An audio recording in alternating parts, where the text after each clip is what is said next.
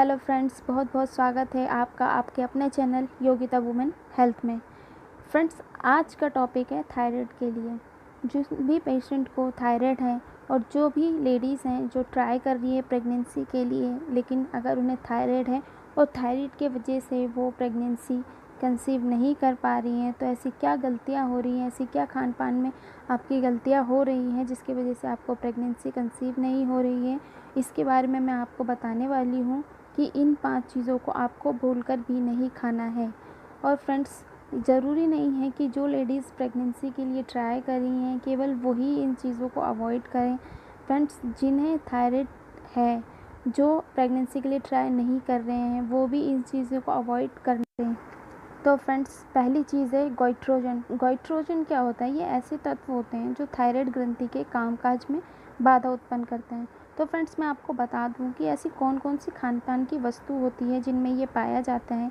Friend, ये फूल गोभी, पालक, ब्रोकली, पत्ता गोभी, सोयाबीन से बनी हुई चीज़ें जैसे सोया पनीर हो गया जिसे हम टोफू कहते हैं, सोया मिल्क हो गए, कुछ स्टार्च वाले फ्रूट होते हैं पौधे जैसे शकरकंद, आड़ू, स्ट्रॉबेरी, आलू। और फ्रेंड्स, आपको ये सारी चीज़ें जो हैं बिल्कुल अवॉइड करनी है, आपको ये चीज़ें नहीं खानी है। अगर आप प्रेगनेंसी के लिए ट्राई करें तो बिल्कुल ना खाएं। दूसरा हो गया ड्राई फ्रूट्स में जैसे मूंगफली और बाजरा, ये चीज़ें भी आपको नहीं खानी है। फ्रेंड्स, ये बिल्कुल आपको अवॉइड करनी है। सेकंड है कैफ़ीन। कैफ़ीन एक ऐसी चीज़ है जिसकी वजह से आपको प्रेगनेंसी कंसीव नहीं होगी अगर आप प्रेगनेंसी के लिए ट्राई कर रहे हैं। फ्रेंड्स, चाय, coffee, green tea, green coffee, जब हम मॉर्निंग में चाय या कॉफ़ी पीते हैं और थायराइड की दवाई भी लेते हैं और ये दवाई 1 घंटे पहले या 1 घंटे बाद चाय या कॉफ़ी पीते हैं तो दवाई का असर जो होगा वो कम होगा, क्योंकि ये दवाई कैफ़ीन की वजह से जो हमारे शरीर में है पच नहीं पाएगी, ऑब्ज़र्व नहीं कर पाएगी, क्योंकि कैफ़ीन की वजह से आपके शरीर में थायराइड हार्मोन के लेवल जो होंगे वो ऊपर नीचे होते रहेंगे। किसी दिन थायराइड हार्मोन का लेवल जो है वो बहुत ज़्यादा हो जाएगा तो किसी दिन बहुत कम हो जाएगा, क्योंकि किसी दिन दवाई जो है वो ज़्यादा हजम हो जाएगी और किसी दिन जो है वो दवाई कम हजम होगी। तो इसके लक्षण जो है वो कभी बढ़ जाएंगे तो कभी कम हो जाएंगे। ऐसे में डॉक्टर को भी दवाई की मात्रा तय करने में दिक्कत आएगी कि कितनी mg की मेडिसिन आपको देनी है और कितनी mg की मेडिसिन आपको नहीं देनी है। फ्रेंड्स, तीसरी चीज़ होती है अल्कोहल, वाइन, बियर और विस्की। अगर आप ये सारी चीज़ें लेते हैं तो फ्रेंड्स इसको आप बिल्कुल अवॉइड करिए, क्योंकि इसके वजह से थायराइड हार्मोन के जो लेवल है उस जिसमें T3 और T4 वो बिल्कुल घर कर लेते हैं। अल्कोहल थायराइड ग्रंथि को नष्ट कर देता है और जिसकी वजह से थायराइड ग्रंथि का साइज़ छोटा हो जाता है और इससे थायराइड हार्मोन भी हमारे शरीर में कम पैदा होता है। तो फ्रेंड्स, अगर प्रेगनेंसी के लिए ट्राई कर रहे हैं तो आपको ये चीज़ बिल्कुल ही छोड़नी पड़ेगी। और अगर आपको प्रेगनेंसी के लिए ट्राई नहीं कर रहे हैं लेकिन आपको थायराइड है तो आपको अगर ख़त्म करना है तो इसको बिल्कुल बंद कर दें। फ्रेंड्स, ध्यान रहे आपको बंद करना है। फ्रेंड्स, चौथी चीज़ जो है वो है रिफाइंड ऑयल।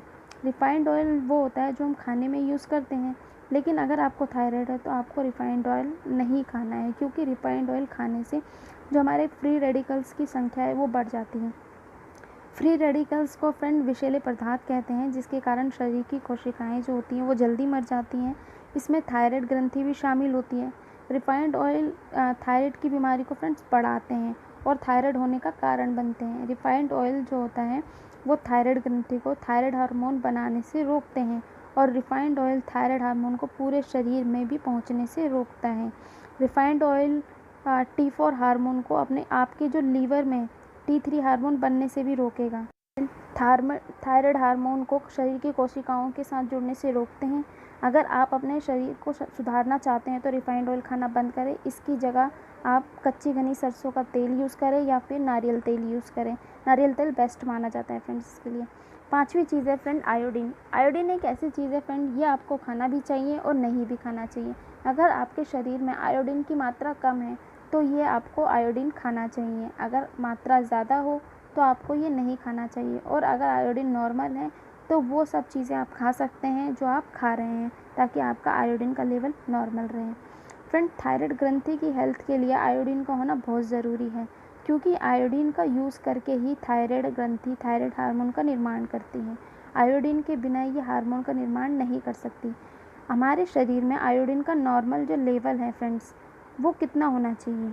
देखिए फ्रेंड्स, अगर नॉर्मल लेवल जो है वो आपका 100 से 200 माइक्रोग्राम पर लीटर होना चाहिए। और आयोडीन के टेस्ट के लिए आप जाके पेशाब टेस्ट का सैंपल दे सकते हैं, उससे आप इसको टेस्ट करा सकते हैं।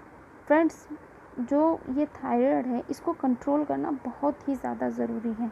तो ये ऐसी चीज़ें हैं जैसे फ़िश हो गया, डेयरी उत्पाद हो गए और अंडे हो गए, इनमें आयोडीन की मात्रा जो है वो पाई जाती है। अगर फ्रेंड्स, अगर आपको वीडियो अच्छी लग रही है तो फ्रेंड वीडियो को प्लीज़ लाइक कर दीजिएगा, और अगर चैनल पे नए हैं तो चैनल को भी सब्सक्राइब कर दीजिएगा, बेल नोटिफिकेशन ऑन कर लीजिए। और थायराइड से रिलेटेड और अगर आपको वीडियो देखनी है कि आपको क्या खाना चाहिए और क्या नहीं, तो उसके रिलेटेड भी मैंने वीडियो बनाई हुई है, वो भी आप देख सकते हैं।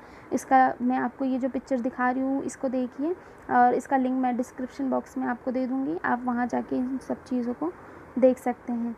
और फ्रेंड्स, अगर आप प्रेगनेंसी के लिए ट्राई कर रहे हैं तो ये सारी चीज़ें बिल्कुल अवॉइड कर दीजिए, बिल्कुल ना खाइए। और आप मेरे को कमेंट करके ज़रूर बताइए अगर आपको फ़ायदा होता है, और अगर आपको इन चीज़ों से प्रेगनेंसी कंसीव होती है तो कमेंट बॉक्स में ज़रूर बताइएगा। फ्रेंड्स, याद रहे कमेंट्स आपको करना है। अगर आपको थायराइड है, कौन सा थायराइड है ये भी लिखें। अगर आप इन सारी चीज़ों को फॉलो करेंगे तो आप जल्द से जल्द कंसीव कर लोगे। फ्रेंड्स, लाइक ज़रूर कर दीजिए यार, आप लाइक करना भूल जाते हैं। फ्रेंड्स, लाइक कर दीजिएगा। Okay, bye.